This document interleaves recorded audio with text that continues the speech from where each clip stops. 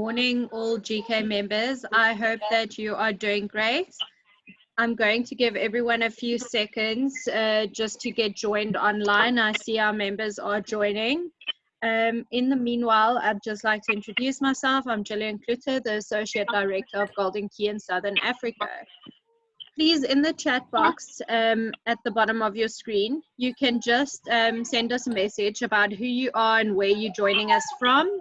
And then also in the Q&A section during the presentation, you can leave any questions in there. We'll just give it a few more seconds while everybody joins.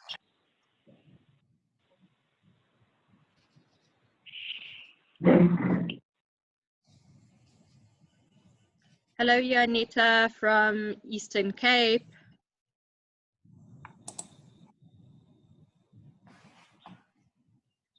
Lizanne de Wet from Pretoria, Hopolang from Bloemfontein, Tando from Joburg, Michelle Cape Town, there we go, Danae from Pretoria, Daniela from the south of Johannesburg,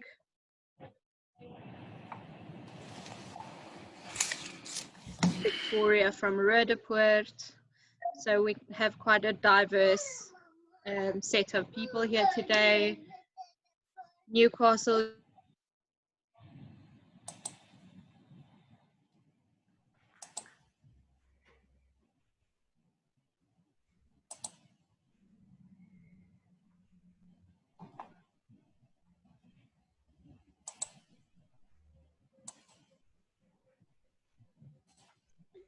There we have Cheslin from UWC.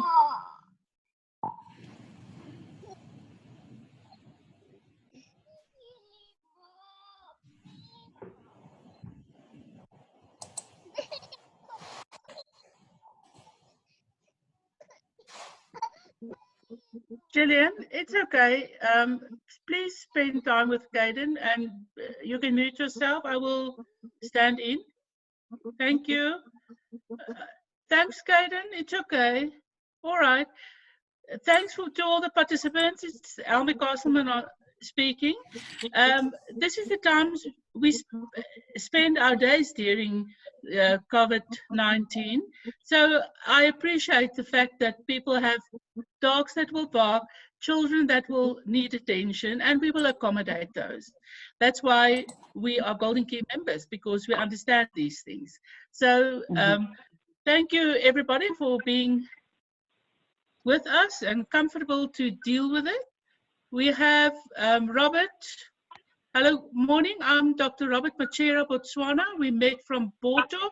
Morning. Are you well? Good to hear from you. Then Daniela is here from Joburg, Victoria from Roodepoort, Simpiwe from Newcastle, Cheslin from UWC, and Shakina from Joburg. So thank you very much. And we also have on the line Laura from GradStar, and I'll put her to work just now, and Tamsin as well, and she will introduce them. And then we have now 39 participants, Laura.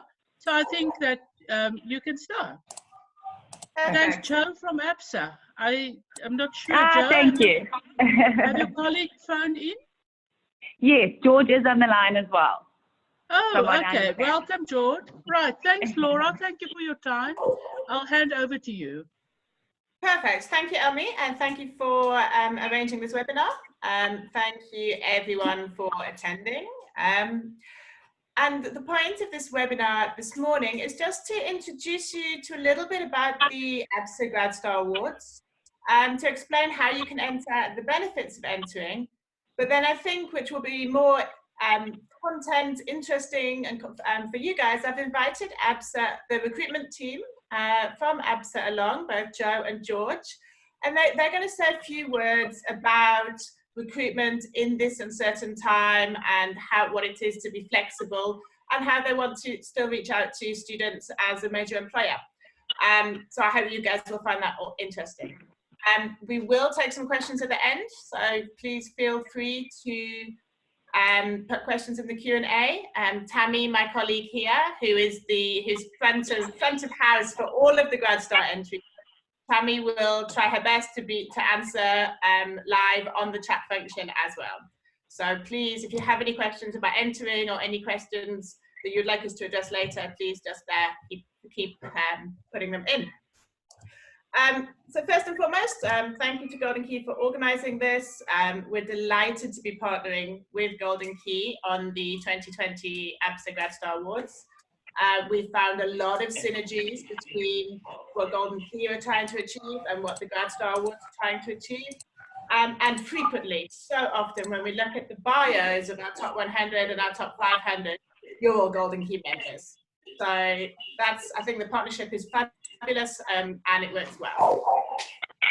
So let's move on. Let's move on to just the agenda. What are the Absa GradStar Awards and why, which I've covered a little bit. And then Joe, if I could change that, sorry, Joe Blake and George Makupa are going to address recruitment in the time of COVID-19. So the concept of the Absa GradStar Awards is that we're looking very much to assist current university students in bridging the world at university and the world at work. We've designed the GradStar Awards to identify the most employable varsity students and then connect them with top employers. So in this way, we reach out to all of the tertiary level institutions across the country, all of the varsities, all of the colleges, and we invite every single student who is a current full-time student to enter the GradStar Awards. It's super easy to enter the GradStar Awards. All you have to do is go to www.gradstar.com and click enter now. That will take you straight through to phase one. Phase one is simple. Phase one is a selection of 56 questions and then 11 research questions. The research questions have been designed to give us some insight into who you think are top employers, who your preferred employers are, the reasons why you think this, and as well as your expectations of what a grad program should be. This is really been formed to help us with that concept of bridging the world at university and the world at work, as this is information that we can then share with the employers to ensure that the match is better. Once you've completed phase one, these 67 questions, you're done. That's it. It won't take much data. It won't take much time. And that is phase one. So log on, do it. There's nothing to lose. And at the end of May, applications close. So please do that during the course of this month. Once applications have closed, then we will from those results, we will formulate a top 500. You will be informed if you're in the top 500. And then there's phase two, will involve a little bit more, a SWOT analysis, a personal plan, a video, in order to reach the top 100. The top 100 are invited to attend the Absa GradStar Awards. And don't forget, it's an amazing thing to put on your CV. Employers are aware of what these GradStar Awards are, and they're aware that we do a lot of filtering, but the process is a filtering, so you are considered a top employable student if you're in both the top 500 and the top 100.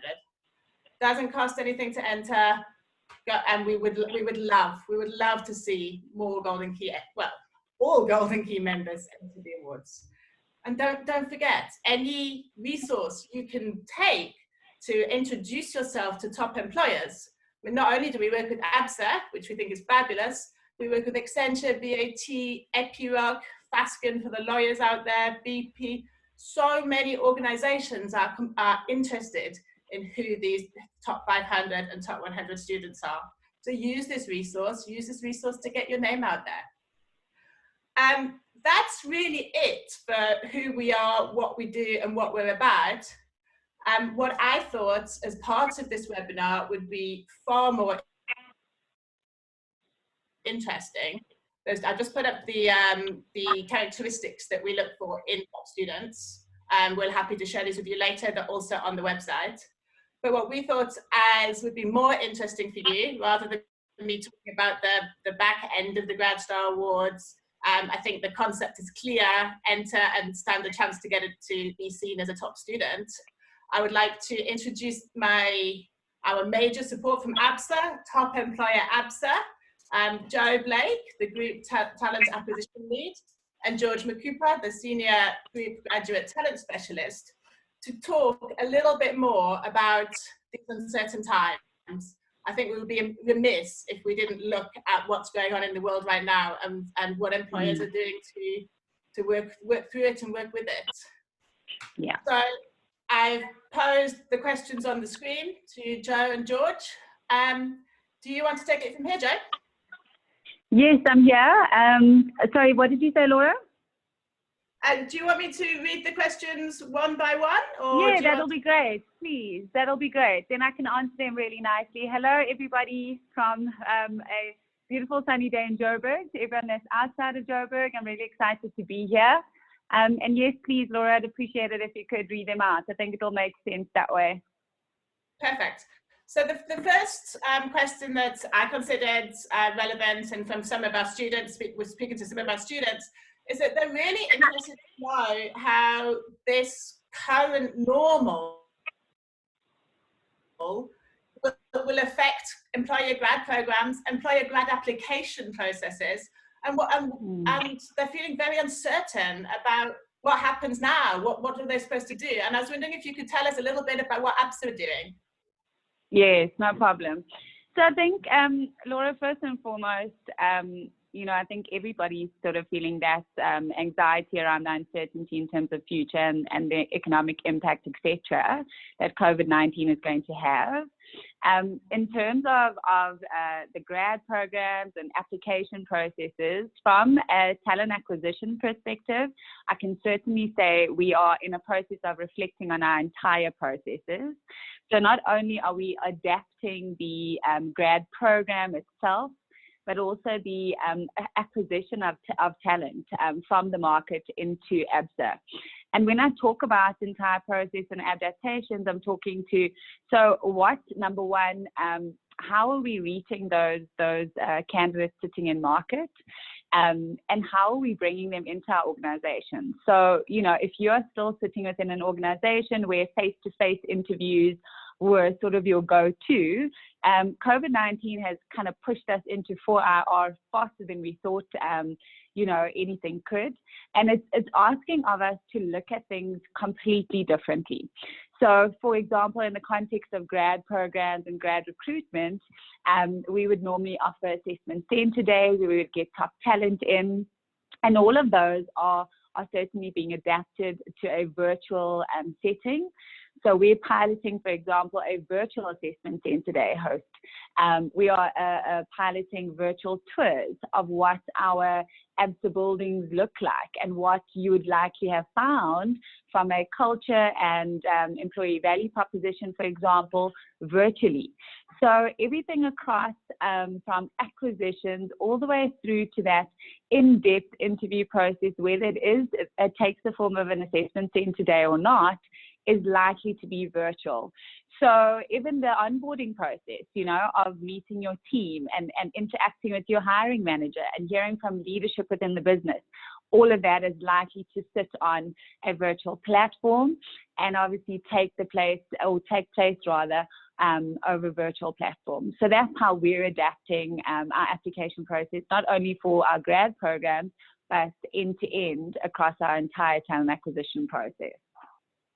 Amazing, amazing. So you're adapting, you're changing, you're dealing with the situation as best you can, and you're still reaching out to students, you're still recruiting, you're still interested. We are.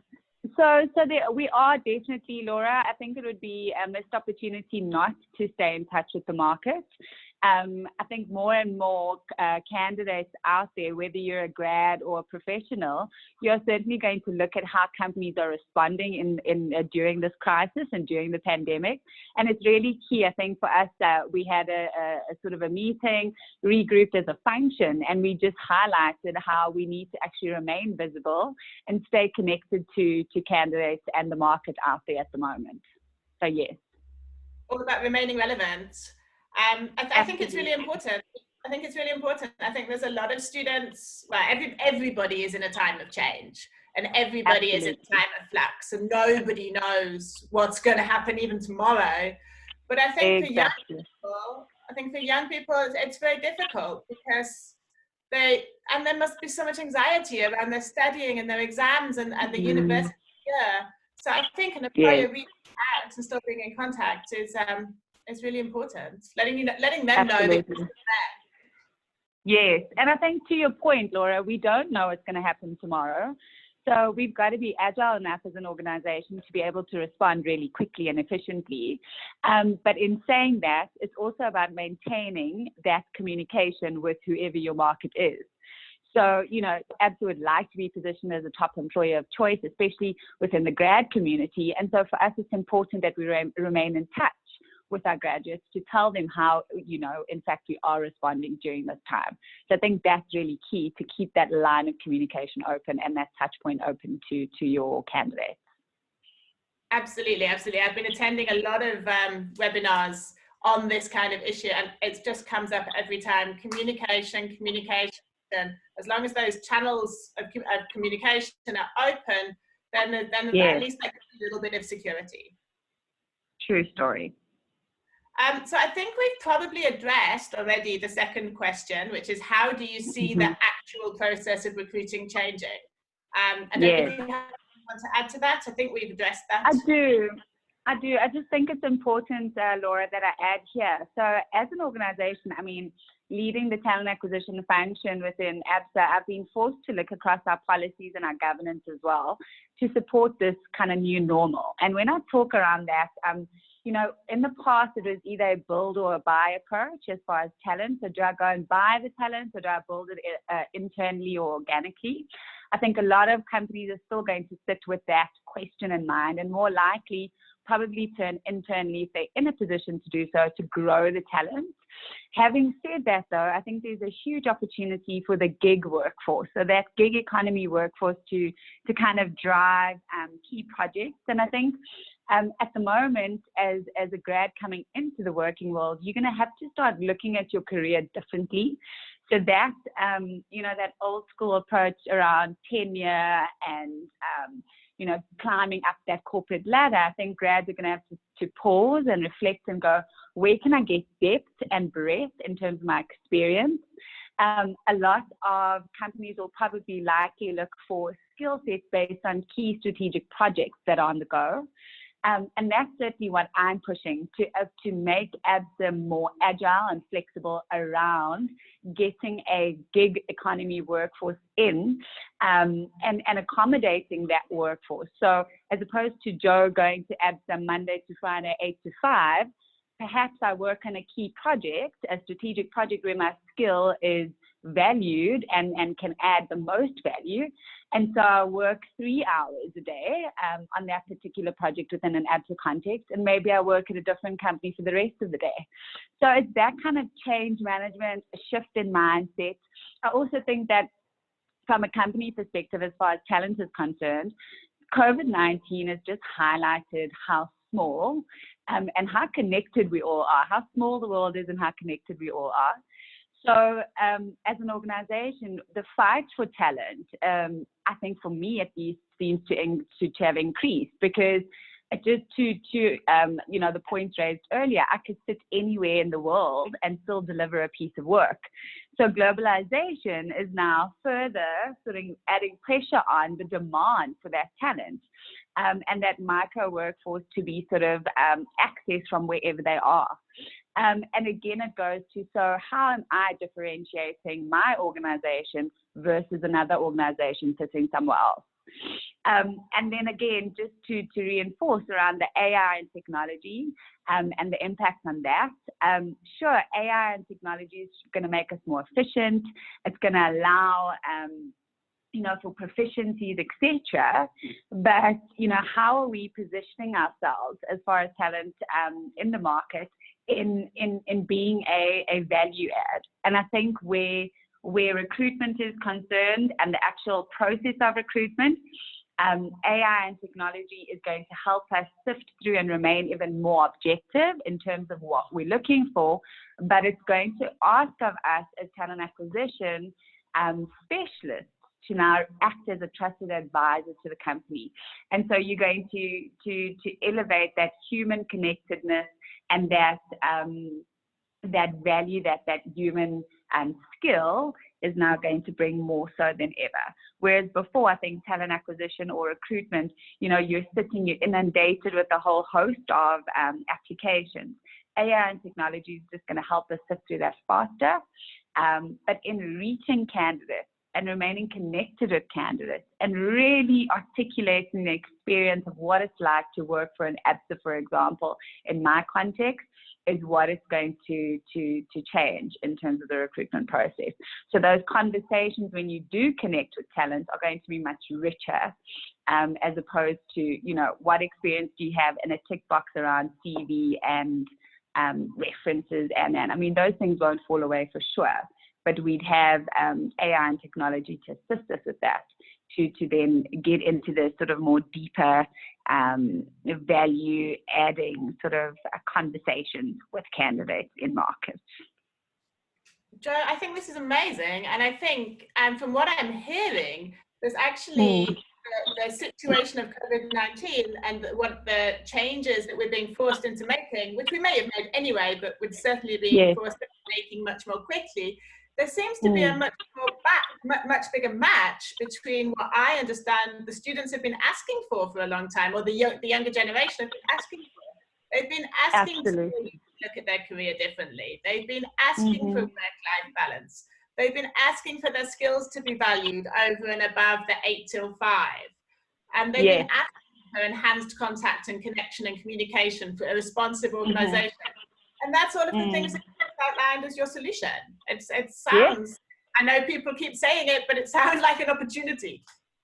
Yes, there's a lot of synergies there in terms of what COVID has forced us to kind of get into. And, I think for companies that have sat in and kind of put their heads in the sand and didn't want to look at what the younger markets are asking for, or the Gen Zs or whatever, millennials, etc., they're finding themselves in a difficult spot.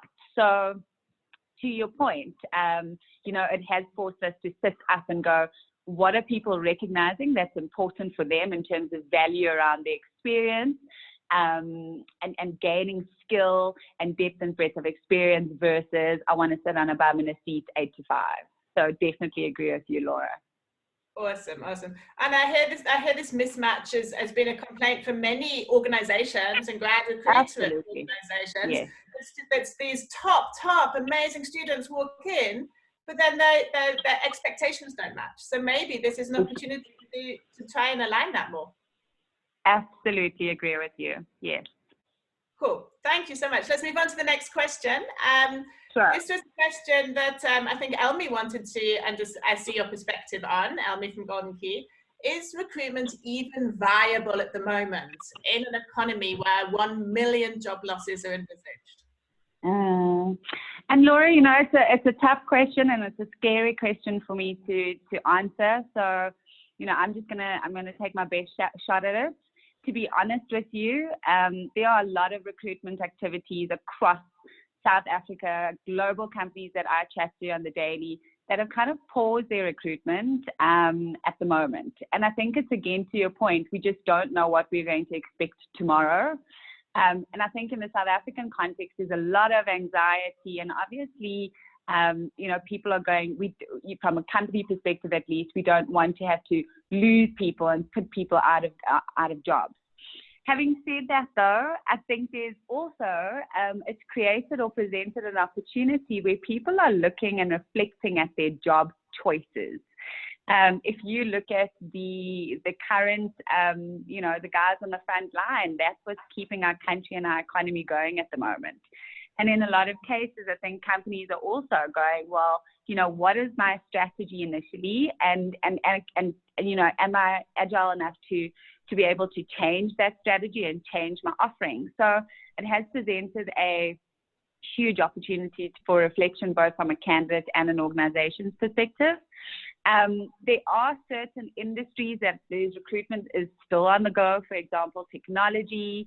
I see it in the customer-facing roles, even though you're not likely to kind of, be customer-facing at the moment. But there are certain industries that are definitely still recruiting, and there hasn't been a halt. And I think that in those industries specifically, there are certain candidates that have in-demand skills that they are now more accessible than they were, you know, a couple of months ago, for example. So some companies are certainly taking advantage of this point in time where majority of companies have paused their recruitment activities, and they're saying, well, we're still in a position to recruit, and we'd like to acquire the best in talent that's available at the moment. So I really don't think it's all doom and gloom. I think that grads should, you know, consider you know, where you find yourself at the moment, what your skill set is, number one, and try and align yourself with opportunities that do present themselves at the moment. I think the other thing that we sit with as an organization is the fact that students may even consider studying for a little bit longer to get past, you know, the COVID-19 pandemic and what that's going to do to our economy. So in essence, there's a lot of questions, I think, from our side as well.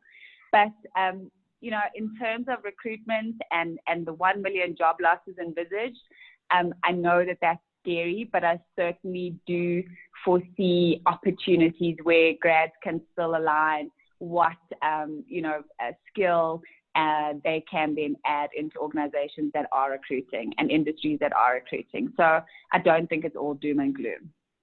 Absolutely. And to comment on your point about studying a little bit longer, to be honest, yes. as nobody knows what's going to happen, it may not even be a consideration. It may be a necessity. We may need extra exactly. time. Exactly. Also, I read the other day that Clicks are opening 24 new stores. So there's an organisation. Yes.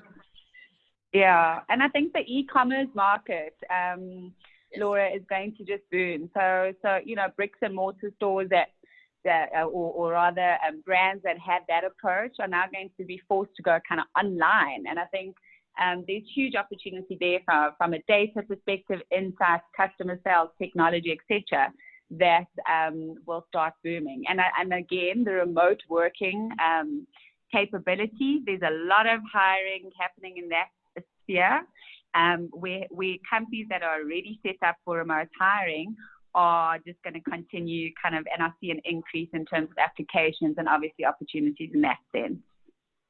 Absolutely. It's all about, yeah. As I've mentioned, we're just being forced to move digital more quickly than we were going to before. Absolutely, agree with you. And I think the last question that we were going to look at addressing, we've kind of covered again, but which skills are in demand as a result of COVID-19? Which industries, which skills, what should students be looking at? What the Absa want? I think from an Absa perspective, if you look at our strategy, Laura, number one, we want to be a digitally led African bank. So that's where we're operating. So that's digital proficiency. I think that's key for us. But having said that, again, resilience and agility, that innovative thinking, that human skill around collaboration and communication is going to be even more important, because without those, you know, your digital strategy, fine, will be amazing. But at the end of that digital strategy, there are human beings. So your customers are who you're wanting to service. You know, what does that customer experience look like? Likely for myself in the talent acquisition function, yes, I want you know, to be led by data insights. Sure, I want to make the recruitment process virtual, but I've got to keep in mind that at the end of that virtual experience, there's a human being. So what does that look like? And I think grads need to seek out opportunities, even if they're short, you know, short experiential sort of jobs, etc., that allow you to hone that collaboration, communication skills, those problem solving, those innovation skills. So put yourself in positions, throw yourself at opportunities or projects or, you know, anything that will allow for you, even if it is a sort of learning experience online, whatever the case may be, that will allow for you to upskill yourself as far as that's concerned. Because I certainly think that those are the skills that will set you apart. Not only in Absa, but across many other organizations. personal characteristics, going and getting and a mindset, and lots of things that we're going to address in future webinars to try and assist students with this, looking at how to have a positive mindset, looking at how to address change, looking at how to just deal with the crisis, how to exactly. I mean, and I think more. I was going to say sessions we're organising at the moment, we're calling Coping Through COVID. Exactly. And I think as candidates, you know, that's important. How are companies responding? How they're treating their employees? And at the same breath, we'd also be looking at our interviews going, so, you know, in the COVID crisis, how did you manage? What did you do to get through? How, you know, so those are key things. Those are important things. And I think a lot of companies are also going to sit back and start looking at attitude and sort of those soft skills around collaboration, communication, etc. Those types of competencies, behavior competencies, versus actual technical competencies in getting people in the organization, because you're looking for the right attitude, mindset, etc. The technical skill we can teach you. So, yeah, I think that's how it will go in the future. Yet again, being forced into moving more quickly. I mean, we've talked about resilience, we've talked about grit, we've talked about how important it is.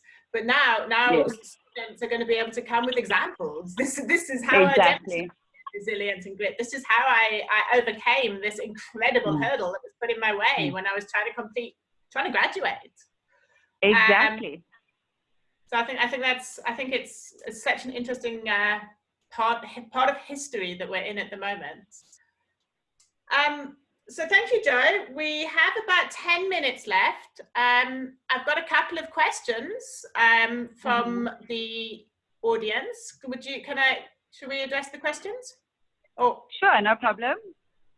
The first one is from Michelle. She just wants to know specifically what programs is Absa looking at, and is it only the commercial programs?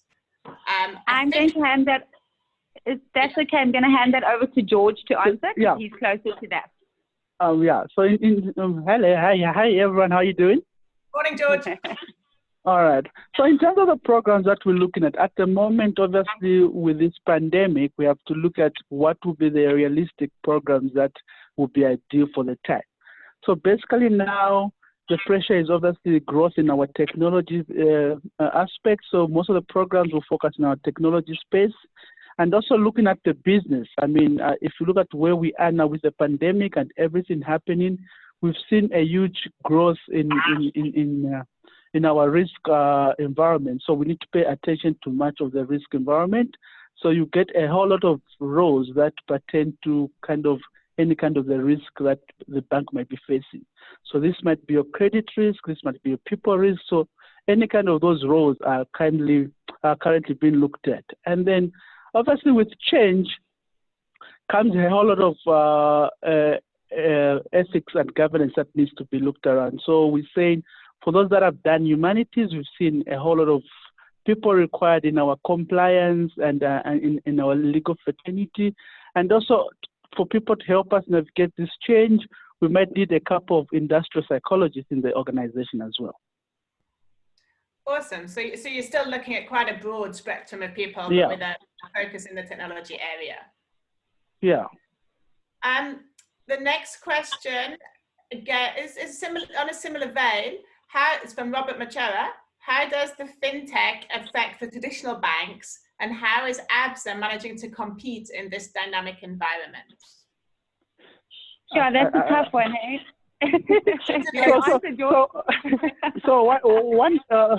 One thing that we've done is to realize and recognize that traditional banking is no longer our competition. So if you look at our strategy that we adjusted, I think 3 years back, we've actually recognized companies such as Google and Apple as being our competition. So in terms of our strategy, we're already trying to align and obviously trying to compete with this whole technology organization so that we can be able to compete with the upcoming fintechs. Amazing, thank you.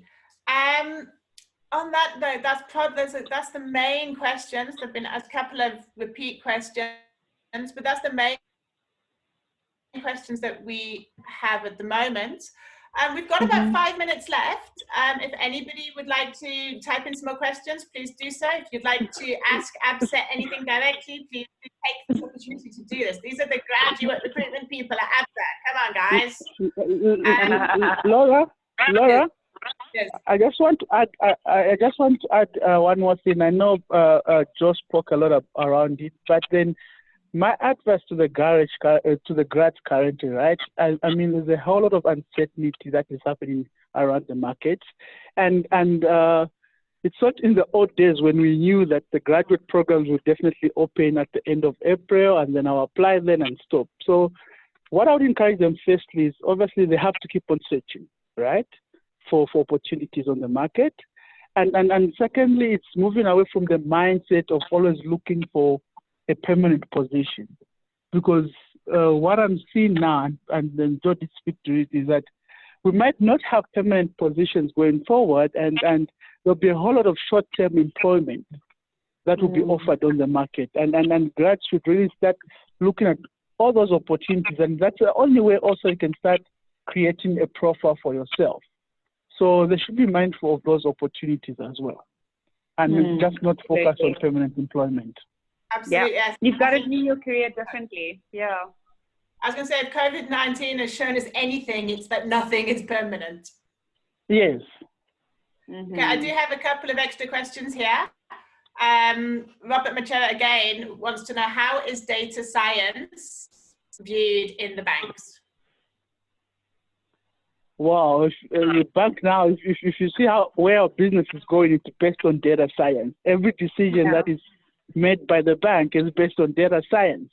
So data science is quite key to the bank. I mean, right now we've actually partnered with an association called Quantify Your Future. I don't know if the graduates are aware of it, and that association is actually looking at it's an awareness program that tells graduates about what kind of roles they would get if they did anything to do with data science.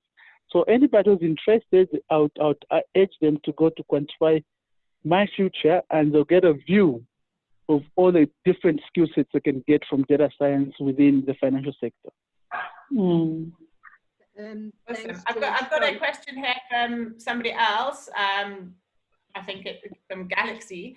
I think, and it's a completely different angle. He's asking, is Absa in need? But I think I would ask, are Absa implementing any pastoral counsellors to work with their employees to assist them in this time of change?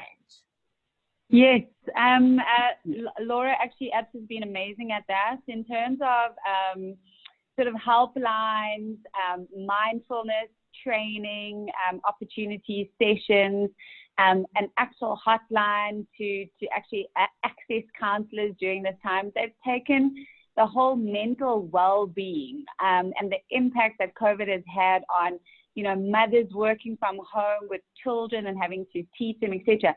They've placed a lot of importance on that, because at the end of the day, your employees make or break you as an organization, and we need to take care of them.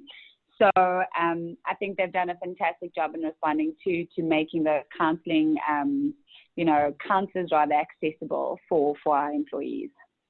Amazing. I think there's going to be some great case studies coming out of this.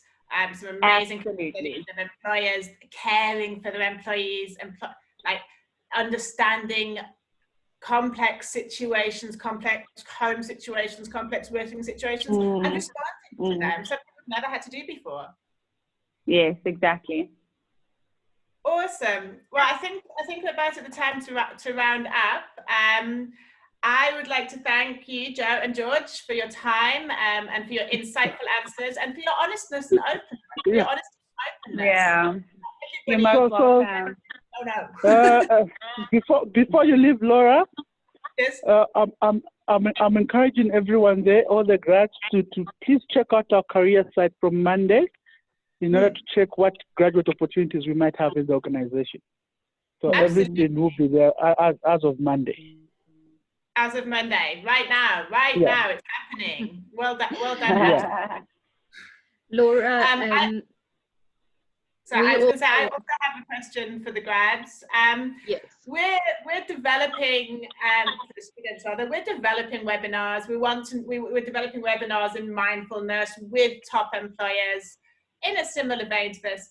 If any of you have something, a topic that you think is critical, do you want us to address mindfulness? Do you want us to address what employers are looking for?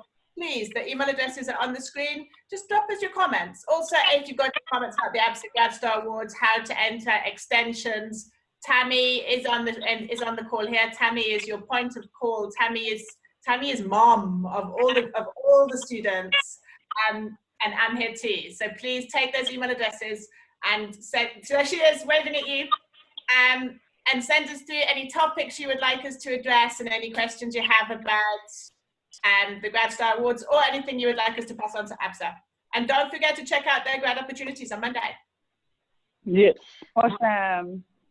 Thank you. Thank you so much, Laura. Thank you to all the students. Thank you, Joe and George from Golden Key side as well. And thank you very much, Laura. We can see your 20 years experience in graduate recruitment. And we really appreciate having you guys on today with us. I think our members truly do understand now how, where, why, how to apply, and also a lot more about your main sponsor being Absa. And I really want to encourage our members and our participants that's on here. I know you guys also have friends that were not able to join the webinar today. Please, we've sent this out. You guys can distribute. It is free to enter, and we know that we have the best students in Golden Key. So I really want to encourage you guys to apply for this. I recognized a lot of the names that came up as the participants started joining. So I know we have very active members of the Golden Key Society on our call today. Thank you very much. You guys are welcome to reach out to all of us, as Laura mentioned, just to make sure you guys have all the needed information. We've also, George from Absa mentioned the Quantify Your Future. We've also sent out previously communication to our members about that. If you guys are looking for a link, you guys can just pop us a mail at South Africa at Golden Key, and we can connect you to that as well. Thank you very much, everyone, for all of your input today and your time. It's not always easy working from home. So, for those essential workers going in, I know a lot of the bank staff is at the offices working. So thank you very much, everyone, and have a peaceful rest of the afternoon. And I hope that you guys will now take this time to apply for the GradStar Awards. Awesome. Thank you so much. Thank you very much. And I just want to say from Golden Key, Laura and Joe and George, please remember, if you see a Golden Key member, they are awesome. You can never get away with it. You will see, if you see on the CV, they are from Golden Key. Just know they are awesome. They're awesome. Please go on the social media pages of Golden Key, and you will see the stories of our members on how they already respond to COVID, and they share their stories. They just show leadership, academic excellence, and connectedness in every step of their journey. So thank you, everybody. Have a great and safe weekend. Thank you. Cheers. Bye-bye. One of our members said you are awesome as well, Almi. They think I'm part of the panel. I'm not. Thanks, everybody. Thank you, everyone. Bye. Thank you so much for all the Bye. Great